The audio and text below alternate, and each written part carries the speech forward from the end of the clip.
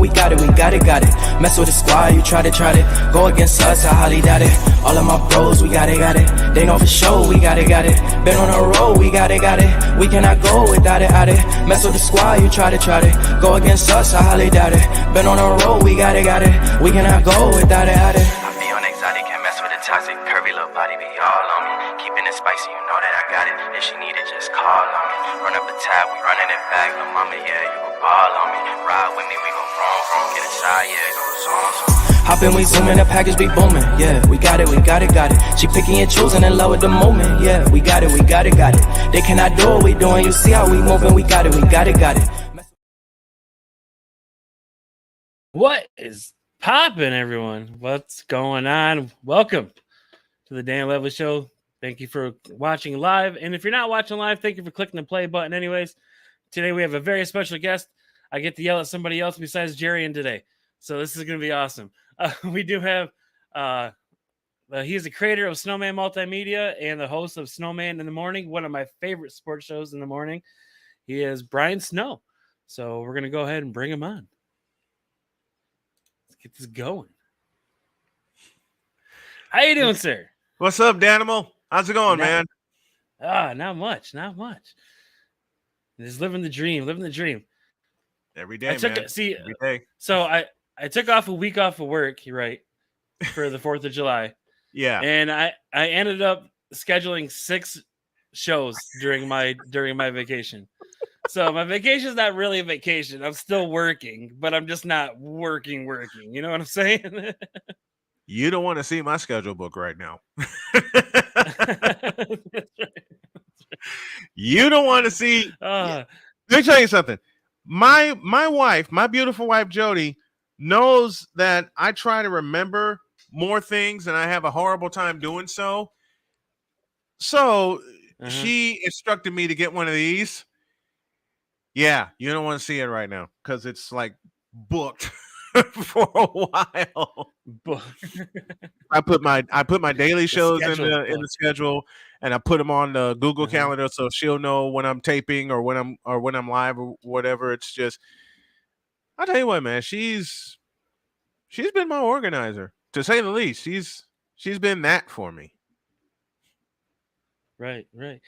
We have some familiar people popping up in the comments. I recognize these names. Well, you hang out. You hang out with us in the morning, so you ought to know some of these names. Yeah. Man. Every chance I get. Yep. Every chance I get, I try to check. I try to grab your show. That's one thing about having a week off is I got to watch your show 5 times. So good. Because I know most of the time you're working and you catch some of the replay, and then you send me your comments afterwards. So to see you live 5 days, man, it helps to grow the show and grow the audience. And I can't tell you how much I appreciate you coming in. Yeah, absolutely. Well, before we get started and everything, go ahead and take a second to introduce yourself to the people who don't know you out there. Well, I am Brian. I'm originally from Chicago. I got started in sportscasting in 1995, doing play-by-play. A year after that, I started doing sports talk and play-by-play. I've been doing it. This will be my 28th year being active in sports media. What came to be Snowman Multimedia was founded way back in 1996, and we've gone through several name changes, several ideas, and I got to give credit to Jody. Jody said, settle on a name, take the brand and build it. So just took my nickname, put multimedia behind it, and lo and behold, it's and that came into being less than 2 years ago, because I had it under another name, but I couldn't get everything uniform. So finally, I just took the pieces that I had and put it together in a puzzle. And Jody looked at me and said, look, you got something solid. Stick with it. So I'm sticking with it. Yep, exactly. Yeah, it's like my fiance, when I told her I was going to start a podcast, she kind of just looked at me sideways like, yeah, okay. You're going to be Joe Rogan. Here we go. Okay, you're going to be Joe Rogan. Here we go. And I'm now three years running, and she's like, you're actually getting good at this. And I was like, yeah, 3 years will do that to you. Yeah. For those of you that are not familiar, My main show is Snowman in the morning, and those of you who know my wife's voice that opens the show, this is what she does. Mister, will you please wake up? And that happened purely on accident because I heard her say something while we were watching a football game, something about us in football, Uh-huh. and her voice just it already stuck, but it in that comedic sense it stuck. And I said, "Would you record something for me?" And she gave me this wicked smile. I said, "All right, what do you have for me?" And I wrote that line down. And she turned and looked at me and she says, "How do you want it recorded?" I said, "You know how you get hurried? You know how you get hurried when you try to wake me up and I'm not waking up?" She said, "Yeah." I said, "Give me that voice." That's what happened. That's what happened. Sound lights. It's great. But yeah, have you always been like a sports fan, or Yes. have you like wanted to go like a different direction with it, or no? It's always been sports. It's been sports for me since Mm-hmm. watching sports with my parents and especially my dad, my Uh-huh. grandfather, who my dad took me to my first baseball game. And Okay. what got me into football was a simple play called the catch, Montana to Clark against the Mm-hmm. Cowboys. That made me a 49er fan for life. And my mother, rest her soul, for years would ask me, "You're from Chicago. How can you like the 49ers and you're from Chicago? How come you don't like the Bears?" I said, "Mom, it's pretty Right. simple. We actually have a quarterback." The Bears suck, dude. Oh, when I told her we actually had a quarterback, and then I reminded her who it was, and she says, Uh-huh. "All right, all right, all right." And then the year she asked me that, the Bears played the 49ers in the NFC Championship Uh-huh. at Soldier Field. And when Jerry Rice caught the first touchdown pass of the game, I went upstairs and took a nap because I knew the game was over. You see it throughout Like done. games. You see it throughout games, and you're like, okay, there's one play that just busted wide open, and you're like, okay, I'm good.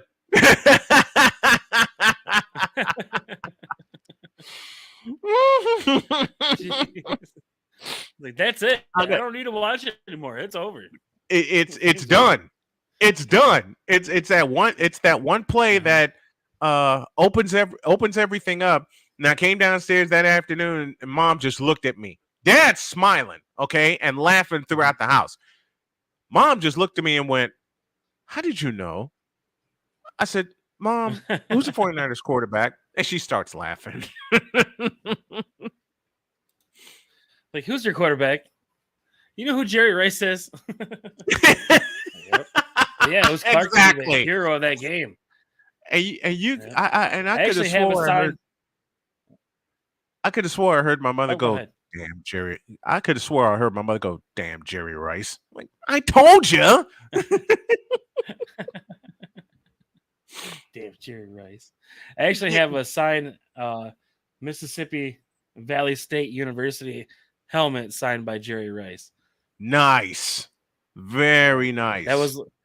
was one of my great mystery boxes that I got out of the mail. I was just like, lo and behold, like the king right here. You can't go wrong with that. Mm-mm. No, you can't go wrong with the best wide receiver that ever lived. Mm-mm. Mm-mm. You can't. You can't. You can't do it. But I do watch your show or try to watch your show every single morning, but I do watch it every single day. And you have a great segment on there, and I enjoy it so much that I need to talk about it. Okay. It's the LeBron sexuals. The LeBron sexual segment. Okay, for everyone who does not know what the LeBron segment is, the LeBron Oh, sexual Lord. segment on Snowman in the morning is pretty much them bashing LeBron James for a good minute and a half. So- You want to know something? Cole started that on his show, Cole Sports on the Daily. okay. And Uh-huh. one day I said, "Can I borrow that and bring it to my show?" He said, "Yeah, go ahead, use it." Well, he what actually happened before he fully brought it to my show, he called me as a guest. And I said, there's one thing you have to do for me. He says, what's that? I said, you have to voice the Bronxexual Confessions intro. And he did that one live on the air, and we took off. Uh-huh. And about an hour later, he finally concluded it. And I'm on the with some of the things that he and I both say and do. We just slated the second hour on Wednesdays as the Bronxexual hour because some of the stuff that we see and hear, good grief, we can't put it in the regular show. We just can't.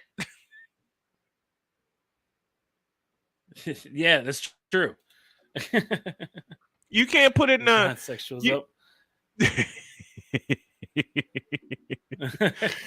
you can't put it in the regular get show. started There's now, just yes. no way. Right. Yeah, when I first saw that, I was just like, "Oh my god, this is hilarious!" And the trace segment too. That's like classic. It's like Cole trash. comes up with Look, some when I first saw wild that, it was like stuff. 3 minutes. Yeah, it Cole was like comes 3 up with minutes some of like, wild stuff. And he and I talked one day off the air when he unveiled that segment. And he says, it's going to be a one-time thing. It's going to be a one-time throwaway. Not. It stuck with me, right. with Jody, with everybody. And lo and behold, it's now taken a life of its own where some of the guests that we have, Ryan McCarthy, of course, you saw Sig Diggy, who joins us from Norway, Victor Locke, who joins me from my hometown of Chicago. Every time we come up with a name, they'll flip it. But yes, I came up like this with the Irvingologists, the Bradyites, and the Hardenites. That's my spin. Those are my spins off the Bronxexuals. So that's how all that got started. There's another one too. Don't forget about the Ben Simmons Amber Alerts. You know, Ben Simmons. what's That's a whole crazy? new topic on its own. Did we lose him? Okay, there we go. Nope, maybe. Did we? Here we go. You know what's crazy? Some things that we create on the show, we don't think will stick. Wrong. Yeah. When Bronxexual Confessions It's became trial a and error, bro. permanent That's part- what you gotta it do. is. It is trial and error. When Bronxexual Confessions became a permanent part of the Wednesday show,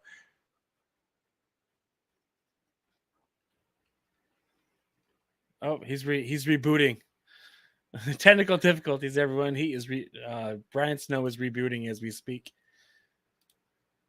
But yeah, quick timeout, everyone. If you haven't gone and watched the Brian Snow in the morning, make sure you go and do so. These guys are hilarious. Not only do they have really good takes on sports, they'll keep you laughing the entire time. It's entertaining and entertaining, I guess.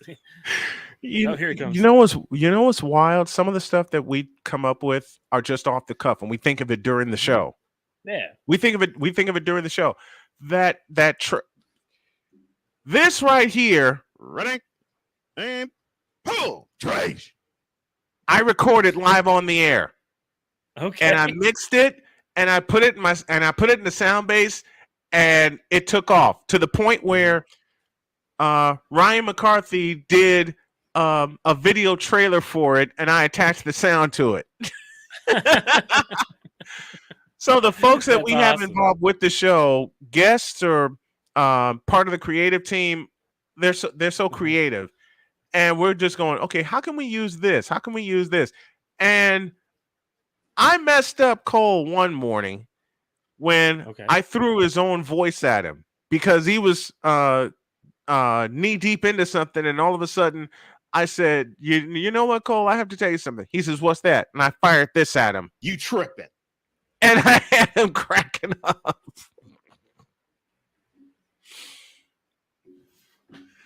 So some of the stuff, it's like you Jeez. said, it's trial and error, but it's such a joy Mhm, to do every morning, to hang with the people that we hang mhm, with, and to get some new guests in, and some new fans in that chime in, and that list is growing every day. And now I've added an afternoon mhm. show, and the crowd filters from Snowman in the morning to the Brian Snow Show in the afternoons.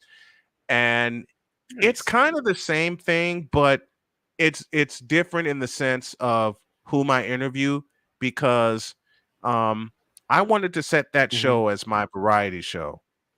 And Cole's my executive producer, and he came up with the perfect tagline when he said, "Where sports is the base, life and fun are the result." And I said, "That's it. That's it." So I mhm. interview folks from all walks of life on my afternoon show, and it too is a blast to do. Okay. Yeah, yeah, the Brian Snow Show. I only watched a few episodes of that the past couple days. But yeah, that's amazing too. Yeah, like you have amazing guests on there too. Well, some of them find me, I Can you hear me? find them, but Yep, it's a great yep. mix. It's a great mix. Right.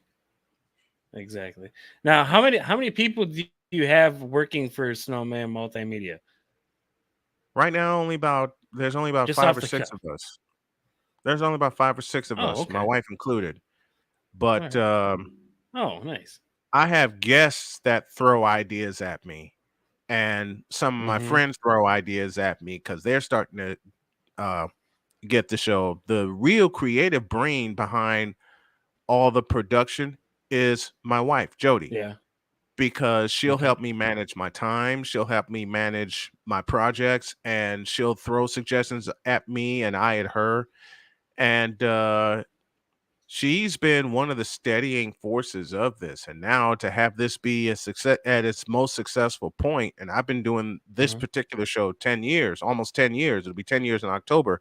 But to have it Oh, at wow. this most successful point, after the trial and error, the starts and the stops, and to have the people in the group that we do, yourself included, Uh-huh. it's amazing. It's absolutely Right. amazing. Yeah. Yeah. So you weren't. It wasn't like a COVID thing, like most of us, like me included. Because when COVID hit, I didn't have anything to do, so I created a Right. podcast. Right. So you've been at it for like actual like years and upon years on this. Mhm. This wasn't just a COVID thing for you. No, this is beyond COVID. This is something I've wanted to do most of my life. And the show that really got me started in sports talk was Mike and Mike in the morning. Yeah, Mike and Listening to Mike. Yeah. them, and I said, you know what, I want to fashion a show like theirs. Hmm. And I wanted to do something like theirs, but in a less amount of time, because especially given how my health has been lately, I can't Hmm. sit here for 4 hours at a Right. time. Right. Which is crazy, because I'll try to stay in post production for that amount of time, but then I'll get a reminder, I have to take a nap. I have to shut down for a while. I have to eat my Hmm. lunch and things like that. But Hmm. I did have a 3 hour show once, but after Wow. everything that happened with the blood clots in my lungs and the pancreatic cancer, I Hmm. decided to stick to 2 hours.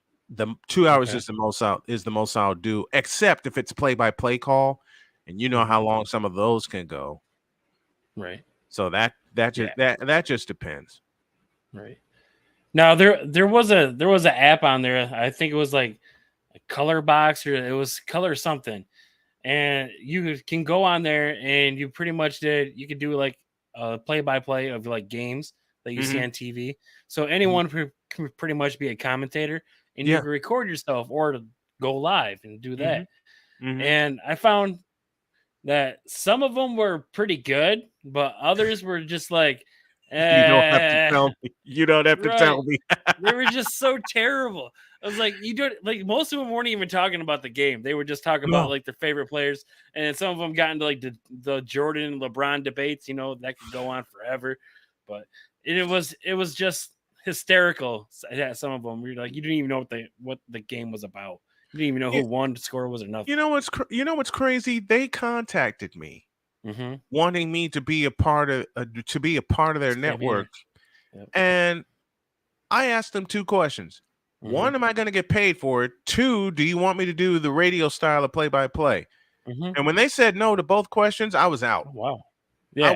I was disinterested because, and I heard, like you said, I heard some of them try to do what I've done for over 25 years. Yeah.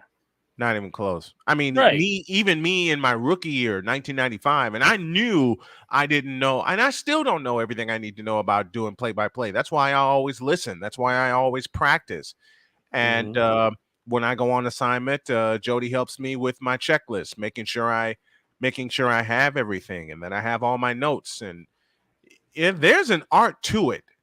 Yes. There's an art to doing play-by-play, and there are so many people, because I'm about to open a play-by-play academy, and Right. that idea just hit me. Someone put the idea in my head, and then Jody repeated it, and finally this summer I said, let me start formulating and see what I can do to make this happen, because I've had a couple people come to me and they said, they asked me how do I do this, and I said, okay, you know what, I think it's time I can put the wheels in motion for this. Nice. So how did you create the network? Because I was actually thinking about doing like a whole network myself and having like a radio, like a playlist of other shows coming on. But I feel like it would be exhausting for one, and I don't think I have the time to do something like that. Yeah. But it it does get exhausting, but when people come to you and they say, can you air my show? Because there have been so many people that sent their shows to different stations across the country, and they couldn't get any airtime. And I looked at what I have, and I said, you know what? I got plenty of airtime. So I figured, hell with it, roll the dice and see what happens. And the only thing I have to work on now is scheduling them and getting them used to the technology that I use for people to dial into my station or log into my station so they can run their show, or they can send me their programs and I'll air it at a different time. Right. But it does get exhausting, but I've learned this over the years, and I will continue to learn it day by day by day, by moment by moment by moment. Failure to prepare is preparing to fail. And I failed many hundred thousands of times in my life, but guilty. It's getting into a rhythm. It's getting into a nice rhythm. And like you said earlier, trial and error. It's literally trial and error, where you can succeed or fail. If you implement something and it doesn't work, yank it out and try and try something else. But when you want it as bad as I do, you're willing to push the plunger, blow it up, and try again several 100,000 times, as I have. And when you cannot see yourself doing anything else, when you can see yourself on the grind every day, whether it's an hour at a time or a couple of hours at a time, or if you spend just 20 minutes feeding into this, what is the next step? That's the question you always have to ask yourself. And that's something Jody has hammered into my head for as long as we've been together, because I always talk about it. And then she'll finish my thought of, okay, what's the next step? How do you do this? So as long as you have that question to answer and you're willing to do the research, put the time in, and work on answering that question, you'll always have work. Right. Exactly. You have to love it, to be honest with you. You have to absolutely love it. Yeah. And it's like, I never thought that I would see myself staring at a computer screen, talking to people, or even just interviewing people in person. I never thought that I would be doing that, but lo and behold, here we are. There you go. It's like my dad was a karaoke host, so I guess I got comfortable on the microphone doing that, because there'd be times where he got, because he would drink for free, but there'd be times where he got too shit-faced to do his show, And he just hand me the microphone.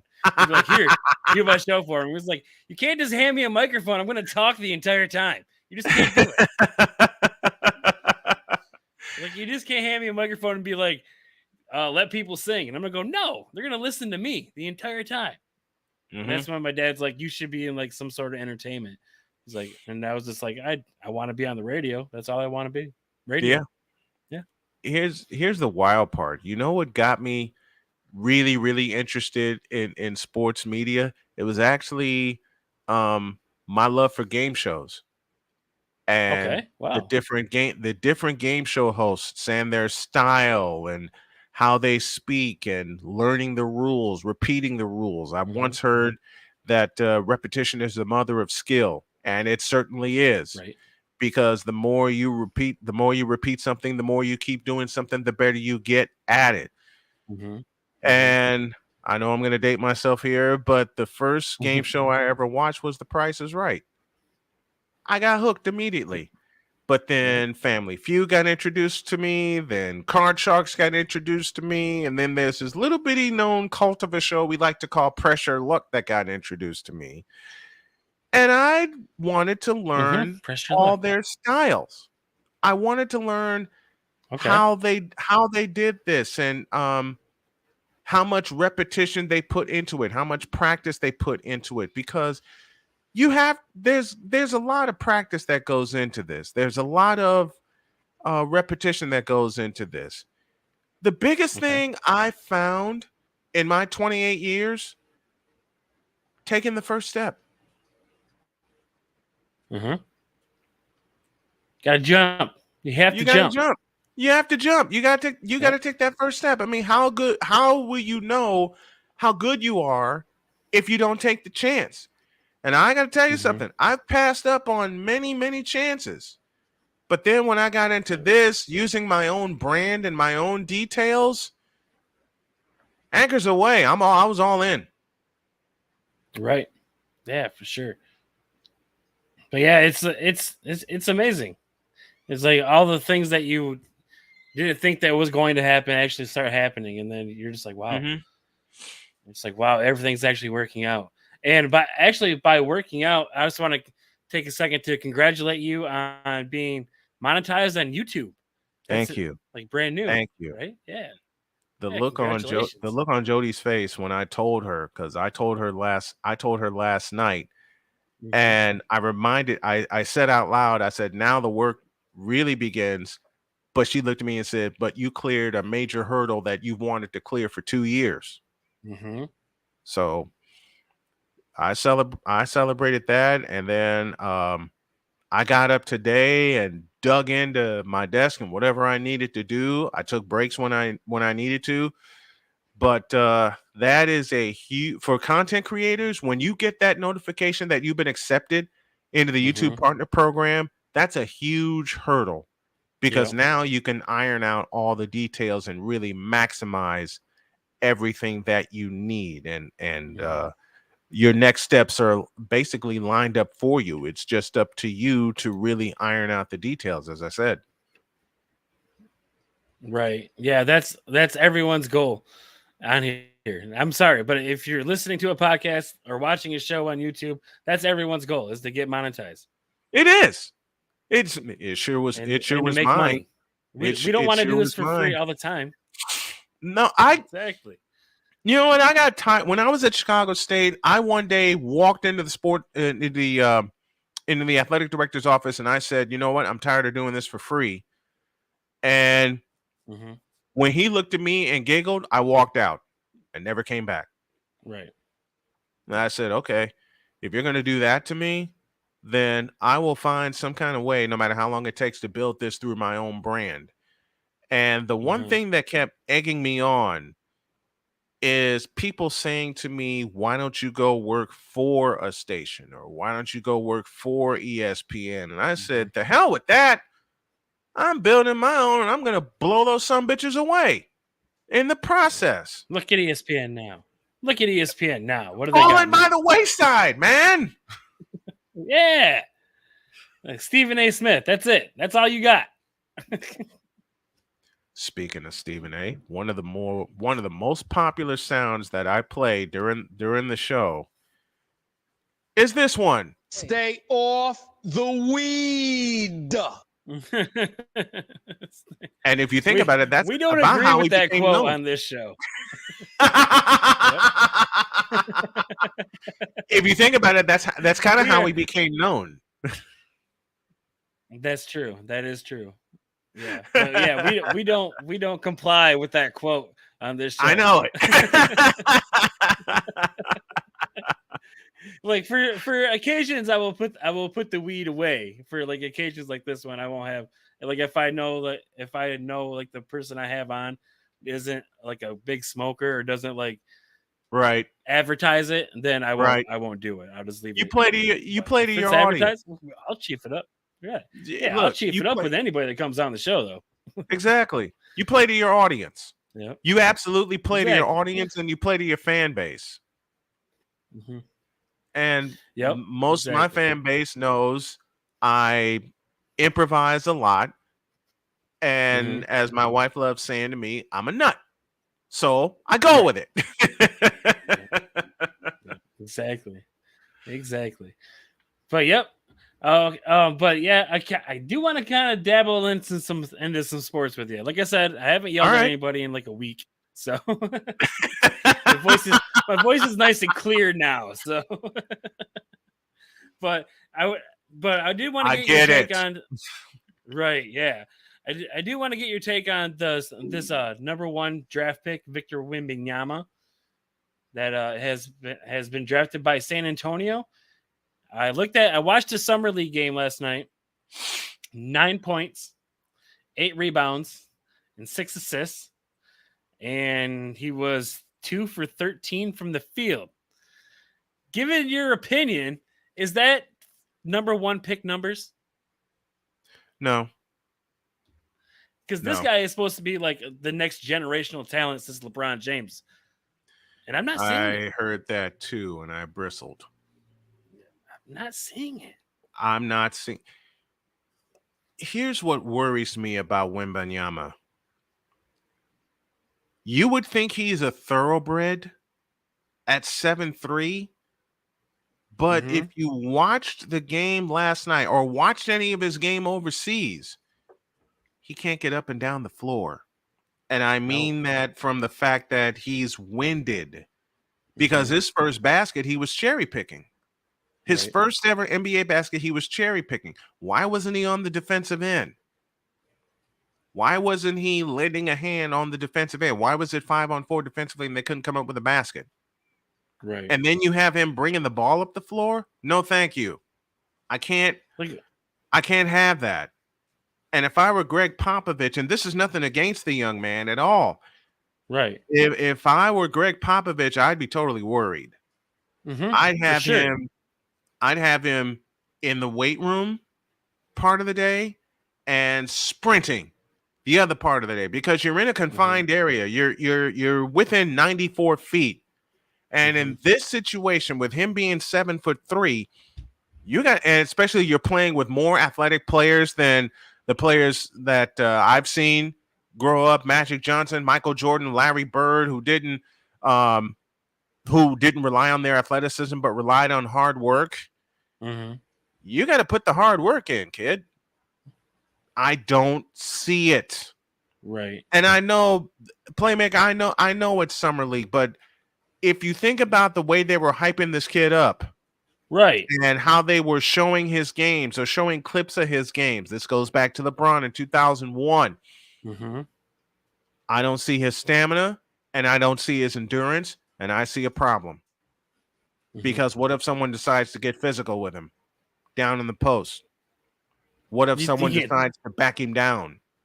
Like Jokic? I think Jokic is going to dominate this kid. Jokic will dominate this kid. I love Nikola Jokic, who should have been a 3-time MVP. All right? I love Nikola Jokic. But Nikola Jokic has been putting in the work every year, whether it's his jump shot, whether if it's his jump hook, whether if it's his post game.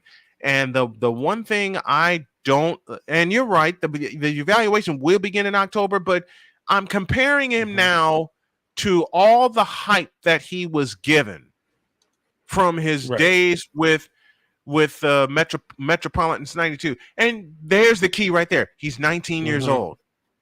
Yep. He is 19 years old. He's not even developed. You can't say if you have a bust or a success until he's 4 years in. And what's going to happen within those 4 years?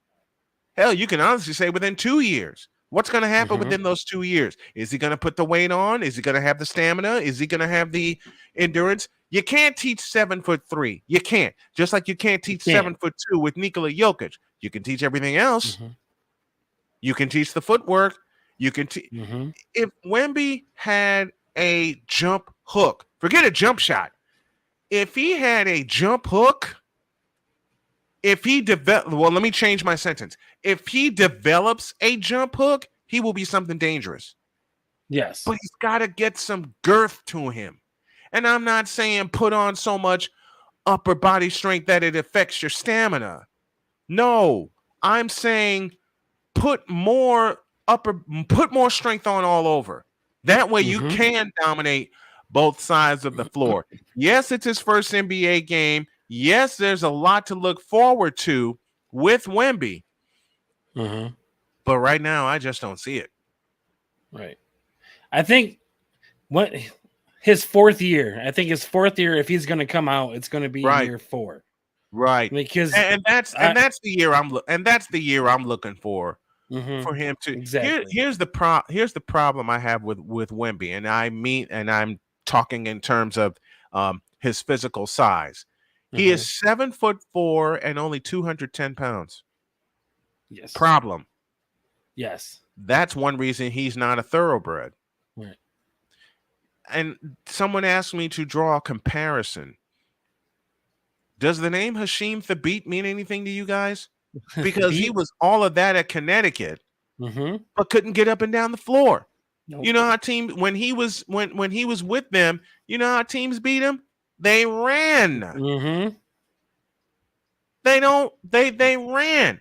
And no, I don't want Wemby getting bloated like Zion Williamson. I'm just saying if he's 7'4", he's got to be at least 260 pounds because Kareem Abdul-Jabbar was 7'2" and 263. But you couldn't tell because he was so strong and he was so skilled and his IQ was off the charts. That has to develop. Lengthy. Yeah, he's very lengthy. He's very lengthy. You can't teach 7'4". You can't. No. The other player that you may draw comparisons with on all aspects would be Ralph Sampson. Okay. But here are two major differences. One, Ralph Sampson played 4 years at Virginia.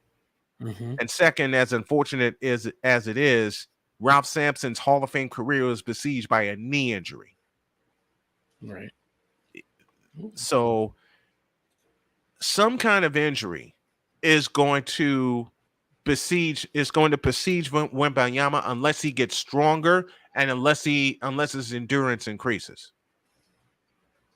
Manu Bol, that would be the a same good thing comparison. is true with Manu Bol. He was barely 235 at 7'7", but the thing with Bol, he developed a jump shot. As crazy as it sounds. Yep. It just and people that are that big, the ball just looks funny in their hands too, because when you see him shoot, his hand is all the way around the ball. And it's just how can it be so accurate like that? That's my only thing with big men shooting is that I can't trust them because their hands are just too big. Their hands are too big, and the ball's too slippery in their hands because they're too big. Yeah. Like I'm just saying, he needs to put on some weight though. That's for sure. I honestly think that Scoot Henderson was the best person in this draft. Wait on him too. Like the best pick. Yeah. Yeah. I'll see. Here's the problem I have with the crop of players that keep coming into the NBA and they get younger and younger and younger and younger. They're not ready. In many ways, they're not ready, and you can't tell if they are going to be who you thought they were until 3 or 4 years in, like you said. Mm-hmm. You have to wait until their 4th year, and by that time, they should be completing their senior year of college. Mm-hmm. They should be completing that. But the NBA has flipped so much onto athleticism and not skill and not basketball IQ because of the LeBron. players getting younger and younger and younger coming into Mm-hmm. the league, that IQ is no longer highlighted. Athleticism is. Big Right. problem. Yep.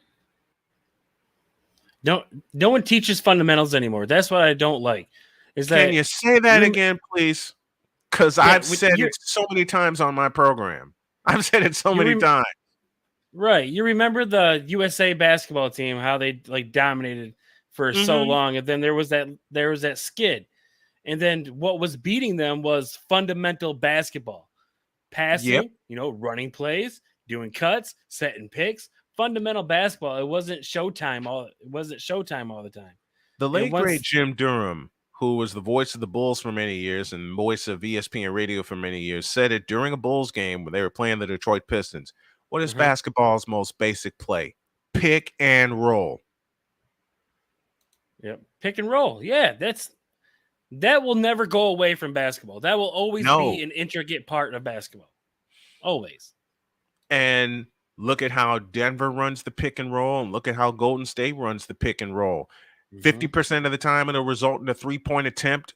50% of the time they'll slice you to pieces on the inside. The last two, I'll mention again, the last 2 champions, the Denver Nuggets and the Golden State Warriors, it wasn't always the 3-point shot. They sliced you to pieces in the back door. That's true. It was the backdoor cuts. The constant backdoor cuts. I mean, you've heard Cole say on the show that Golden State's offense and now Denver's offense is the Princeton offense on steroids. They'll find the best. They'll find the best shot, and the best shot is 2 feet away from the basket. How do you think Denver dominated on the inside against the Lakers and later on against Miami in the World Championship Series? They cut you. They chopped you to pieces on the inside. It's like my old basketball coach, my old varsity basketball coach used to tell me, yes, shooting threes is nice. It's always nice to shoot a 3 and make it every once in a while. But why not go to the hole and either get an easy bucket or get fouled? That's what's going to happen. You're going to get an easy bucket or you're going to get fouled. Or you're going to get free both. Throws and you're good. Yeah. Or you get both. Or you get the foul and the bucket. Right. Yep. Or you get fouled. How do you think Steph Curry led the league in scoring 2 years ago? He sliced you to pieces on the inside. Yeah. It just happens that not many people realize how many times he was found in the back door or found his teammates going back door. Basic basketball, pick and roll. Right. Yep. Basic basketball. Speaking of basic, here you go. Forget about the word basic. How true is that? Yep. How true is that it's been used as a very derogatory term? Not for me. No. Not for me. How many times have we seen Magic Johnson fire a ball into James Worthy or Abdul-Jabbar or AC Green for a quick bucket? Right. See, point guards today need to look up the floor. Look up the floor. Don't look to shoot unless you're Stephen Curry, which you can do that all the time. But shoot all day. It's a rarity. But Steph's a hybrid, but he's more of a point guard, which is what a lot of people don't believe. Oh, he just shoots. Look at his IQ for the game. Look at how his IQ has developed over 14 years. Look at how his IQ has developed at Davidson. Yep. You can't teach that. No. Part of it's probably being a son of a Del Curry, who I had the pleasure of meeting a few years ago. Oh, well, shucks, that's passed down to you. Del Curry, because when Del was with the Cavs and later the Hornets, and I grew up a Bulls fan, he used to kill us coming off the bench. Yes, he was dangerous. I mean, Del Curry come in the game, and you're looking going, oh, no, what are they going to do for him? What do you think happens? Run a screen off of Brad Daugherty, and Del's popping one from 20 feet. Right. That's too easy. That dude was lights out too. Yeah, he was. Just a great shooter. Yeah, You he forget, like old people. I don't want to say old people, but old people like me, we forget how good the '90s, the late '80s, and the early '90s, and mid '90s were. You know When who you just used watch, to really get on my nerve? We're talking about shooters and talking about old school basketball and people who came off the bench. You know who used to really get on my nerves? Vinny frickin' Johnson from Vinny the Detroit Johnson, Pistons, the microwave. the micro. Yep. Because I every thought you were time gonna the say Vinny Bulls Del got Negro for a second. I was just listen, like, ooh. every time the Bulls got close to the Pistons and score, I'm just waiting to see number 15 do something. And then all of a sudden you hear the PA announcer go, Vinny Johnson. And I'm walking around the house going, damn it, he did it again.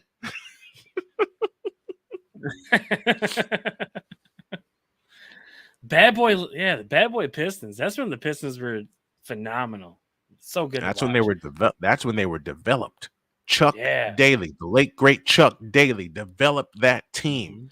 And they had another fellow on there who I couldn't stand, but I love and respect dearly. His name is Joe Dumars. Joey D. Yep. Because He's not too good. Every time you saw the ball in Joe Dumars' hands, it's either going up or he's going right to the basket. And you're like, oh, dear God. And as soon as he let one go, you look at your scorebook. All right, put it down and walk back. Yep, go away. Go away. He's not that good at being a GM, though. I'm going to say that right now. Because when he was running the Pistons roster, it was pretty bad. He had one good year. And that was 2004 when they won the title. Yep. And they beat my Lakers. But Joe Dumars used to kill us. Joe Dumars used to, and he did it to the He did it to your Lakers. Joe Dumars used to kill us to the point where Dumars was elected the Finals MVP in 1989 when they clinched. Yep. Because and I'll never forget, the next day went to school. We're all sitting around talking about it, and all of a sudden, one of my friends just stands up and says, "I can't stand Joe Dumars." And every thought in my head was, "I know why. He used to kill us." Because he used to daggers. He used to kill us. Joey D. Yeah. An assassin. And then you had Isaiah Thomas running the show. Wasn't a big fan of Isaiah. Was not a big fan of Isaiah. I was, but then I wasn't. But hey, look, Isaiah Thomas is Isaiah Thomas. Don't get me wrong. He's a Hall of Famer and he deserves it, but not a big fan of his. I was less of a bigger fan of Joe Dumars and even less of a fan of Bill Laimbeer because of his skills. Yep. Damn it! There you go. Because don't forget about. Listen, Bill Laimbeer was one of the very first stretch fours or stretch fives that I saw. He'll beat you up in the post all game long. But I'll never forget this one play when they were playing the Bulls in the East Finals in '89. It was game 4. The Bulls had just come back to tie the game. Chicago Stadium was a nut house because we had wiped out a 13-point deficit to tie the game. And why'd they leave Bill Laimbeer open 5 feet behind the 3-point line? Somebody didn't rotate. And as soon as he got the ball, my whole family looked and said, "Oh shit," because we knew it was going in. I think that was like miscommunication. Somebody missed an assignment there or something. Someone got picked off. Someone got picked off, and one of the wrong people to leave open was Bill Laimbeer. Yep. Bill Laimbeer, I've got the pleasure of meeting Bill Laimbeer. He came in when I was working at Applebee's on State Street in Saginaw, way back when, a long time ago. But he came in and got a to-go order, and I was out talking to the bartender, and he comes in. I'm like, "That's fucking Bill Laimbeer. I am not going back to work right now. I'm not doing it. I'm gonna stay right out here until this dude leaves. I am not leaving." Like I shook his hand. I got a picture with him, and I was like, "Man, I wish I had something for you to sign." And he's like, "I can sign your work shirt," and I was like, "No, don't sign my work shirt." I was Well, like, no, Bill, I'll just leave it at a listen, handshake and leave it at that. Here's what people don't understand about Bill Laimbeer, because I had the pleasure of meeting him when he was a WNBA coach for the Detroit Shock. Yeah. I mean, when it came time to play, he laced them up and played. And he didn't play dirty. He was a big man. He was told to beat people up in the post. That's what he was trained to do. That's what he was told to do. Yep. Outside of the floor, one of the nicest men you'll ever meet. One of the nicest men you'll ever meet. And I had a chance to do a press conference with him, and I shook his hand, and I'm like, I wanted to curse him for all the times he would beat up my Bulls, but then every piece of sense in me said that's what he was trained to do. That's what Chuck Daly told him to do. The Pistons had the advantage. They had James Edwards, they had Bill Laimbeer, they had Dennis Rodman, who started and came off the bench and then started again after Mark Aguirre was brought in. They had the advantage. Rick Mahorn. They had the advantage. John Sally. Spider Sally, too. They had the advantage. Size. And they used it. Yeah. They were supposed to exploit that. Yeah. They were supposed to exploit that. And what else are you going to do when you have Michael Jordan jumping over you all the damn time? I'm like, you have to hit him. I'm sorry. I'm not going to take You're right. it. I'm not going to You're right. If you're going to try and dunk over me every single possession, I'm going to hit you. I'm going to hit you hard. And like, you're not going to do it every time. Exactly. But you know what scared the Pistons and Pistons fans when the Bulls figured it out in 91? When they figured it out and they ran as an offense and not just Michael Jordan against everybody. Right. When they figured it out, even the most ardent Piston fans came up to me after game 2 and said, "You know what? I think the Bulls have got this series." And I'm being cautious. And I said, "We just held serve at home." And he looked me in the eye and he said, "We will not get past Memorial Day if we allow this Bulls team to sink in defensively." And that was the key. That was the key point. If you let that Bulls team sink in defensively, forget it. Right. Yep. That was I believe that was the year that I lost all respect for Isaiah Thomas too. That's why when he walked off the floor, I'm like, well, it's just not that he walked off the floor because the whole team did it, but when he walked off the floor, he crunched, like he ducked, so people wouldn't see he didn't him even because he he was didn't a shake small anybody's dude, hand. Right. And he just ducked, and while everyone else got booed and stuff thrown at him, he just ducked out, and that's when that's when I lost all respect for Isaiah Thomas.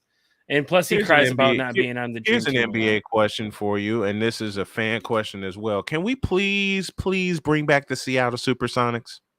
Please. I believe they're next on the list. They should have never left Seattle. No, they shouldn't have. No, for real, they shouldn't have. But they should have never left Seattle. I mean, I hate you, Clay Bennett, for taking away the Seattle SuperSonics. One of the most legendary teams to ever play in the NBA. Yes. Legendary team. I mean, you can't mention an old Western Conference series without mentioning the Seattle SuperSonics. You just can't. And professional basketball's not right in OKC. It's not. No, it's not. I get yelled at all the time. People saying to me, well, they've built a following. Yeah, off the backs of the SuperSonics. Right. Yeah, those banners in the rafters, they're not OKC's. They belong to Seattle. That 1979 championship, that was in Seattle. That was in the Kingdom. That was in Seattle Center Coliseum. That belongs to the Sonics. Yep. And then people ask me, how do we make it right? You know what you do? You take the Sonics history and you wipe it out of OKC. You bring it back home to Seattle, build the team there, and let OKC keep the history that they have there. Period. Right. That's how you solve that. They've been there long enough. They have a history now. Yep. They have indeed. They have a history now. They have a finals appearance. They got a Western Conference they have a Western Conference championship, a Western Conference finals appearance. They have their history now. But the rest of the 41-year history before that, that's not theirs. Exactly. I completely agree. Like I was stunned when I heard that the Seattle SuperSonics were moving to OKC. I was like, what? Why? Like, out of all teams, the Seattle Supersonics, like, you couldn't take another California team and move them to OKC? Exactly. Like Sacramento or somebody? Well, now Sacramento's back on the map with the year that they just had. Finally. And the Golden One Center is about to be off the charts for the next few years with the team they I think put it's together. a fluke. You think it's a fluke? I think the Kings are a fluke. I think it was a fluke year. We will see. I do like Keegan Murray and De'Aaron Fox. Don't get me wrong. I do like those two. I love But De'Aaron Fox. I don't think Sabonis is. I love De'Aaron Fox. De'Aaron Fox Yeah. should have been the Lakers pick instead of Lonzo Ball. De'Aaron Fox was ready. Thank you. Yeah. De'Aaron Yes. Fox was the pick The that Lakers the probably would've Lakers traded should him have snagged instead of Lonzo Ball. And the Lakers have not recovered since not picking De'Aaron Fox, because the Kings are building around point guard. De'Aaron Fox, and that should have been the Lakers building around De'Aaron Fox. Period. Mm-hmm. It wouldn't have happened though, because you know who would have traded him. You ain't gonna tell me twice. And by the end of 2019, De'Aaron Fox probably would have been sent packing to Sacramento anyway. Doggone it. I get a lot of ish on Facebook about my beef with LeBron. I get a lot of it. It's like, how are you Lakers fan? You hate LeBron. It's like, well, you should see some of the shit that I get. Yeah. I get it. Yeah. You should see way more some than of I the do, comments yeah. I get, because every time I have a critical point about LeBron's game or LeBron's achievement and how he got there, I'm called a hater. And I'm going, right. I am not hating. Don't you understand that? I'm not hating. Facts. I just know what I was blessed to watch for the better part of 25 years. And this ain't it. No. That's as simple as it gets. I've seen, what's the problem with NBA fans when it comes to LeBron or some of these other players? What is the problem with true NBA fans like you and I saying 3 words aloud? I've seen better. What's wrong with that? And we have too, because Yes. the league was not this soft when we were grew up watching. Oh, hell basketball. no. This league was nowhere near. When I got into it in 1980, this league was it for me, especially when Magic Johnson became the only rookie to date to win the Finals MVP award, because he told Paul Westhead, who was the Lakers coach at the time, never fear, Magic's here. And that 20-year-old went into the Spectrum in Philadelphia and dropped 42 points, snatched 15 rebounds, and dished out 7 assists in a game that Philadelphia had to have, but the Lakers wanted more. You knew it was the Lakers' night when they opened with the first 7 points of the game in Philadelphia. This is after the Lakers snatched a 3-2 lead and lost their captain. They lost their captain to an injury. That's when Kareem went down.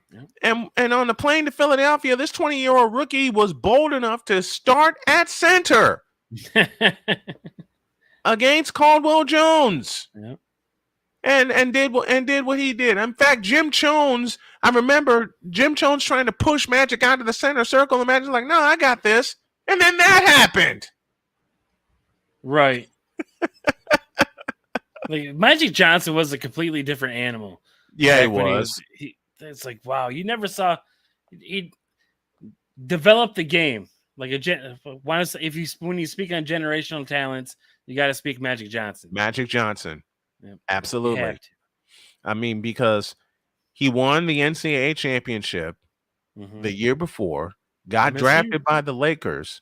And then helped carry them to a championship. Matter of fact, helped clinch the championship in Philadelphia.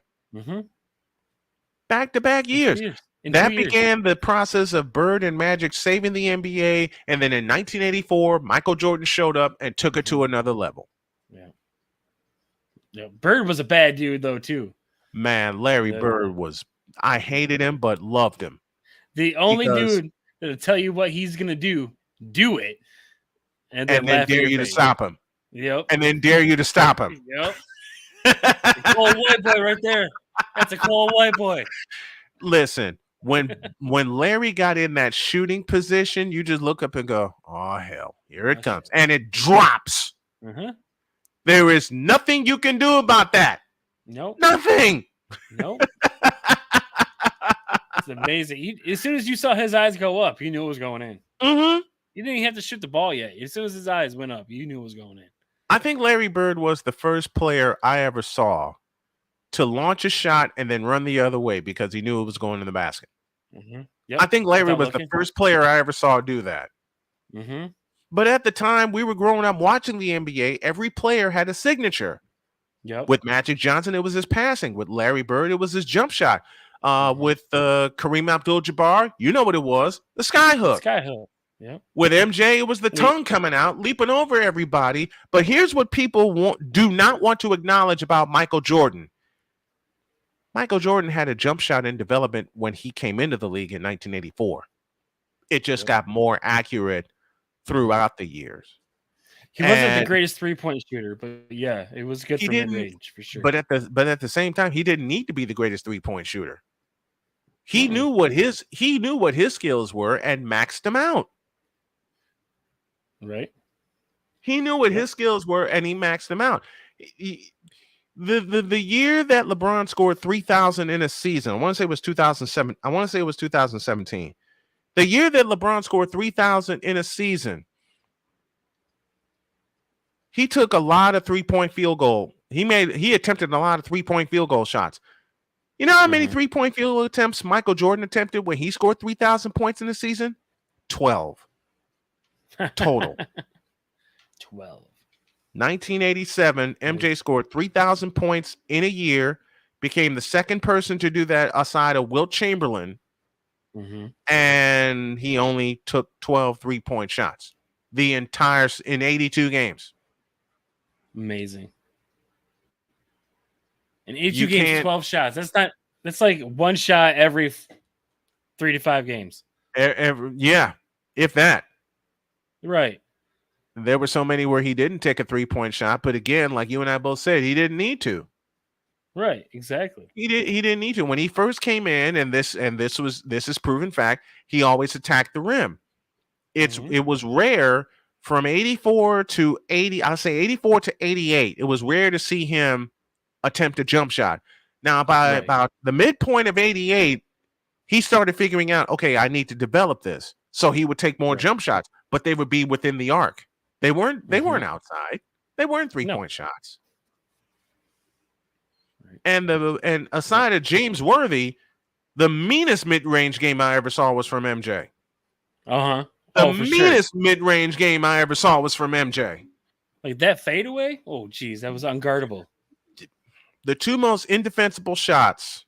Your team had one. My team had one. The sky hook and the fadeaway. The two most indefensible shots in NBA history. The next one that could come close to that was the fade from Patrick Ewing that he would hit at impossible angles. Yes. Insane angles, dude. Like, I would watch Patrick Ewing play and I would be like, how is this going in? Right. He would just make me so angry. And it's like, how is it going in? Knock it off. You look at some of the shots that Patrick Ewing would take, and his pet move always came on the left block. Always came on the left block, and it would always come on the baseline. And he would spin away, and you knew he was letting it go, but he had that reach and he had that follow through. There's a fundamental term. He had that follow through, and you're wondering, there's no way that's gonna get through there, and it just hits nothing but net. And you're going, how? And just boom. You're just going, how? That's all you can think. I'm like, how is this going in? How?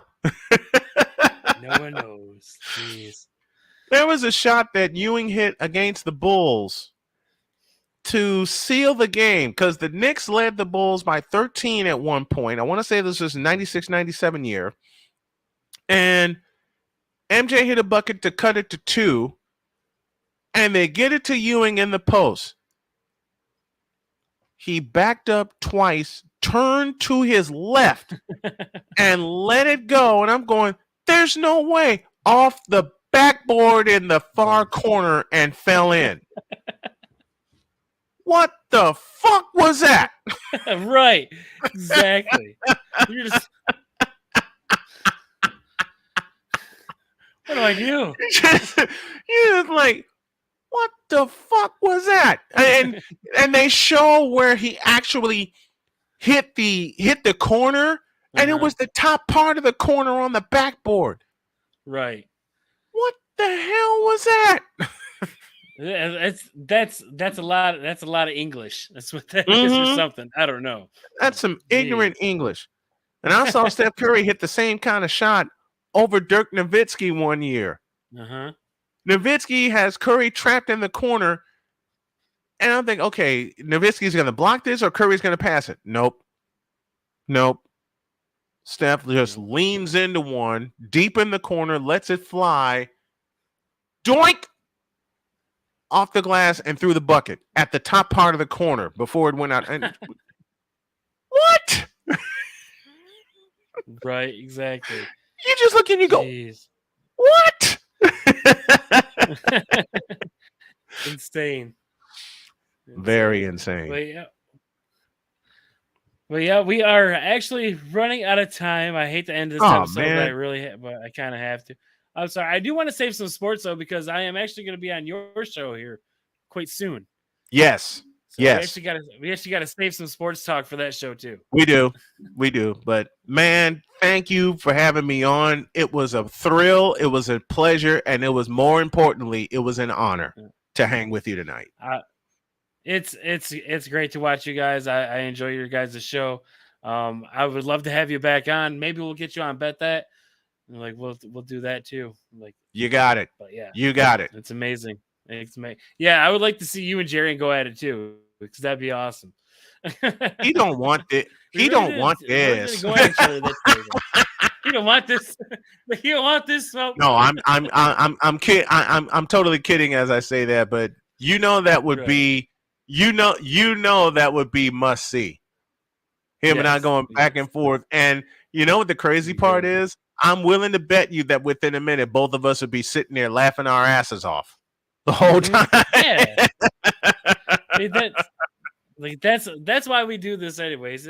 Yes, we love sports. Yes, we love to talk about it, and we have our opinions. But all in all, it's all about having fun and just chilling with your friends.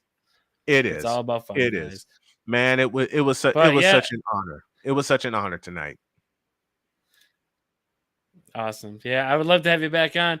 But before you go ahead and tell these people where they can find you, where they can follow you and stuff. You can follow me at Snowman Multimedia on YouTube and all other platforms, or you can follow me at BSnow Multimedia on my personal platforms.